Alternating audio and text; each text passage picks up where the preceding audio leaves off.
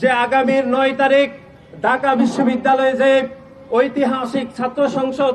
নির্বাচন অনুষ্ঠিত হবে, সেই নির্বাচনে আপনারা গুপ্ত সংগঠন ছাত্র শিবিরের কোন পর্যায়ের কোন প্যানেলকে আপনারা নির্বাচিত করবেন না। ছাত্র শিবিরের ঢাকা বিশ্ববিদ্যালয়ের সভাপতি জনাব ফরহাদ যে বক্তব্য দিয়েছেন, তার কিছুক্ষণ পরেই সামাজিক যোগাযোগ মাধ্যমে আলী হোসেন একই বক্তব্য দিয়ে প্রমাণ করেছেন যে জনাব ফরহাদ গত 5 বছরে যেরকম গুপ্ত রাজনীতি করে, ছাত্রলীগের সন্ত্রাসের রাজনীতি করে যেভাবে ছাত্র শিবির হিসাবে আত্মপ্রকাশ করেছেন, ঠিক একইভাবে আলী হোসেন আমার বোনদেরকে গণধর্ষণের হুমকি দিয়ে তিনি গুপ্তভাবে ছাত্র শিবিরের রাজনীতি করে তিনি বিভিন্ন হ্যাকমত দায়ের করে তিনি ঘোষণা দিয়েছেন তিনি ছাত্র শিবিরের রাজনীতির সাথে সম্পৃক্ত নয়। যে ঢাকা বিশ্ববিদ্যালয়ের গুপ্ত যে ছাত্র শিবির আলী হোসেন, তিনি তার সামাজিক যোগাযোগ মাধ্যমে প্রকাশ্যে ঘোষণা দিয়েছিলেন যে তিনি ছাত্র শিবিরের রাজনীতির সাথে সম্পৃক্ত। এমনকি তার সামাজিক যোগাযোগ মাধ্যমে আপনারা দেখেছেন, গণমাধ্যম থেকে আমরা দেখেছি তিনি জামাতে ইসলাম এবং ছাত্র শিবিরের বহু প্রোগ্রামে তিনি অংশগ্রহণ করেছেন। তারপরেও গুপ্ত সংগঠন ছাত্র শিবিরের বিভিন্ন পর্যায়ে নেতাকর্মীরা এই গুপ্ত আলী হোসেনকে শুধু বাঁচানোর জন্য, তাদের গুপ্ত রাজনীতিকে বাঁচিয়ে রাখার জন্য তারা সেটি অস্বীকার করছে। গত 1 বছরে গণ অভ্যুত্থান পরবর্তী সময়ে বাংলাদেশের নারীদের উপর যেরকম সাইবার বুলিং হয়েছে, নারীদের উপর যেরকম আক্রমণ করা হয়েছে, নারীদেরকে হেয় করা হয়েছে, নারীদেরকে গণধর্ষণের হুমকি দেওয়া হয়েছে,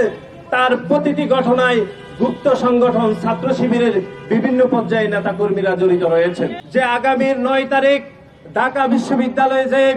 ঐতিহাসিক ছাত্র সংসদ নির্বাচন অনুষ্ঠিত হবে, সেই নির্বাচনে আপনারা গুপ্ত সংগঠন ছাত্র শিবিরের কোন পর্যায়ের কোন প্যানেলকে আপনারা নির্বাচিত করবেন না। যদি আপনারা নির্বাচিত করেন, ভুলেও যদি করে থাকেন, তাহলে আমার বোন যিনি হাইকোর্টে রিট পিটিশন করার সামান্যতম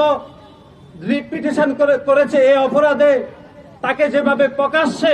পদযাত্রা করে গণধর্ষণের হুমকি দেওয়া হয়েছে, ঠিক তেমনি ভাবে আমরা মনে করি ঢাকা বিশ্ববিদ্যালয়ের কোন নারী শিক্ষার্থী এই গুপ্ত সংগঠন ছাত্র শিবির থেকে কেউ আসলে রেহাই পাবে না। এবং আপনারা দেখেছেন ঢাকা বিশ্ববিদ্যালয়ের এ পর্যন্ত যতজন নারী শিক্ষার্থী এই ডাকসুতে প্রতিদ্বন্দ্বিতা করছেন, তারা সকলে এক বাক্যে স্বীকার করে নিয়েছেন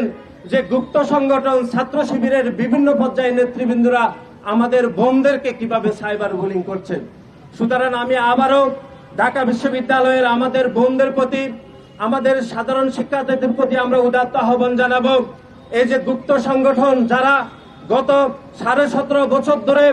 প্রকাশ্যে রাজনীতি না করে খুনি সংগঠন, যে সংগঠন ইতিমধ্যে সন্ত্রাস বিরোধী আইনে নিষিদ্ধ হয়েছে, সেই সন্ত্রাসীদের সাথে মিলে মিশে রাজনীতি করেছে, কমিটিতে থেকেছে, গণ অভ্যুত্থান পরবর্তী সময়ে তারা আত্মপ্রকাশ করে একইভাবে তারা গুপ্ত রাজনীতি করছে, কোনোভাবে কমিটি প্রকাশ করছে না। সেই গুপ্ত রাজনীতি থেকে ঢাকা বিশ্ববিদ্যালয়ের নারী শিক্ষার্থীদেরকে সতর্ক থাকার জন্য আমরা উদাত্ত আহ্বান জানাচ্ছি।